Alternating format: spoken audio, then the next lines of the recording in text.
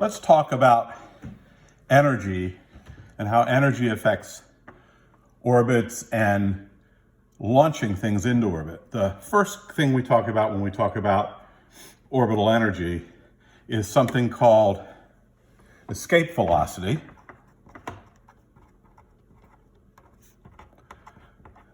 Escape velocity is simply the amount of speed that you have to give something at the Earth's surface so it will climb completely out of the influence of the Earth's gravity. And the way we think about this is we send it from the surface of the Earth to an infinite distance at the Earth. At the surface, we give it an escape velocity v escape, and at the infinite distance, we want the speed to just very slowly creep towards zero. And knowing this, and knowing the relationship for gravitational PE, which we covered in the energy chapter, but I'll repeat right here, gravitational PE, remember it's a negative quantity. It's going to be G, mass of your object, mass of the planet, over the radius or the distance from the center of the planet where the object is located. Let's talk about being on the Earth's surface and giving an object kinetic energy to escape. So we would have 1/2 m v escape squared. That's the kinetic energy we'd give it. Its potential energy at that point is minus g, mass of the object, mass of the planet, over the radius of the planet in this case. That quantity of energy will have to go to 0 ke as the object drifts towards infinity at 0, and 0 gpe because that's defined as 0 at infinity. So to calculate our escape velocity, we move this gravitational potential energy term to that side, and we solve. This will be the mass of our object, by the way, so we would have 1/2 mass of object v escape squared equals g, mass of object, mass of planet, over the radius of the planet, and that will lead to our escape velocity v escape being square root of object mass cancels. That's a very important thing, by the way, that the escape velocity for something we launch from the surface of the Earth has nothing to do with the object's mass. It will be the square root of 2g mass of planet over the radius of the planet. And most often the question you'll get asked on an exam is, if you double the mass of the object, what happens to the escape velocity? And you just go, ha, ha, ha, you can't fool me. Nothing happens to it. It's not a function of that. By the way, for Earth, the escape for Earth is about 11.2 kilometers a second, or 11,200 meters a second. Pretty fast. Got to put a lot of speed to get all the way out of the influence of the Earth's gravity. Our next subject here, we're going to look at the energy of a satellite while it's in orbit. Let's put a satellite in orbit. Let's look at r equals r0, some orbital radius, and I'll plug in a number for that later so we can get a feeling for how big these energy terms are.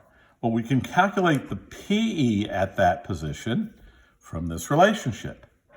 Up here, the PE will be G, mass of, this time the satellite, mass of the planet over the radius of the orbit. And obviously that's a negative quantity. We pointed out beforehand. The KE will be 1/2 mv squared, but we know v squared from the previous lecture. Let me show you real quickly. Here's the previous lecture notes. V squared is G mass of planet over R0. So we'll just plug in for that. So our KE will be 1/2 mass of the satellite.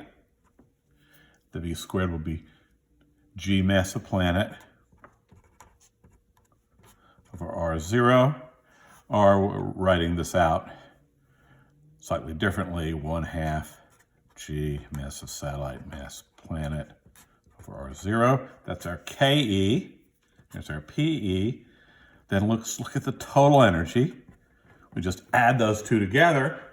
Luckily, it's easy to add them together. We have minus GMM over R0.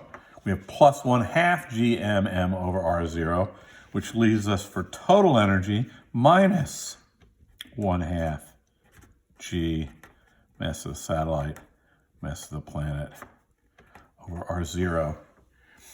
Very often for students, what we want you to notice, and I'm putting the little arrows here, if we call the KE, let's just call it a number, capital X, and that's going to be a positive number, then the PE at that point will be -2. It'll be twice that, but it'll be negative, and the total energy, when you add these two together, will just be -X. So using simple integers, if we know the K is 1,000 joules, we know the total energy is minus 1,000 joules, and we know the PE is minus 2,000 joules.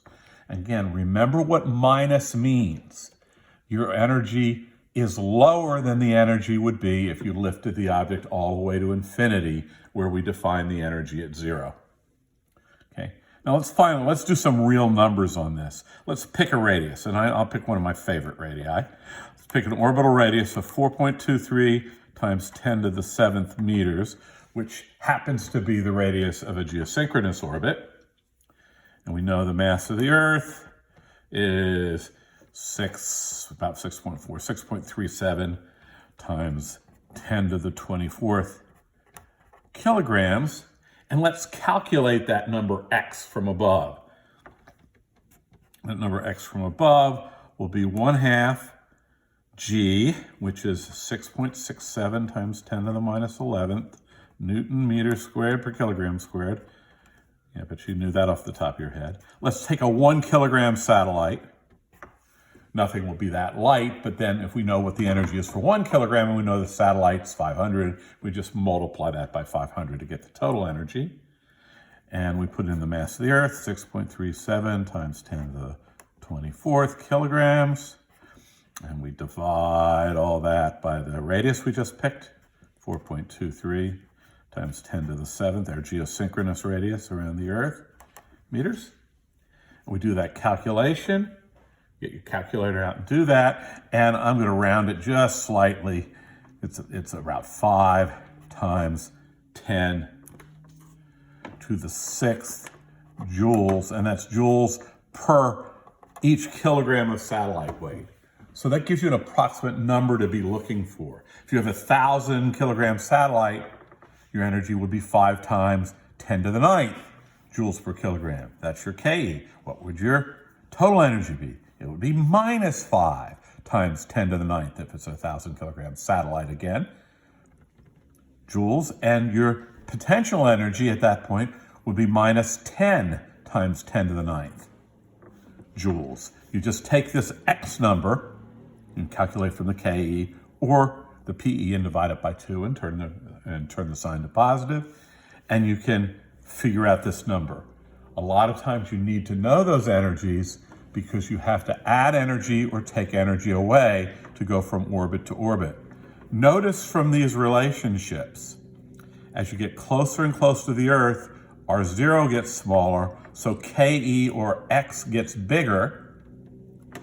The potential energy gets more negative, and the total energy gets more negative. You're falling into an energy hole as the satellite gets closer and closer to the Earth.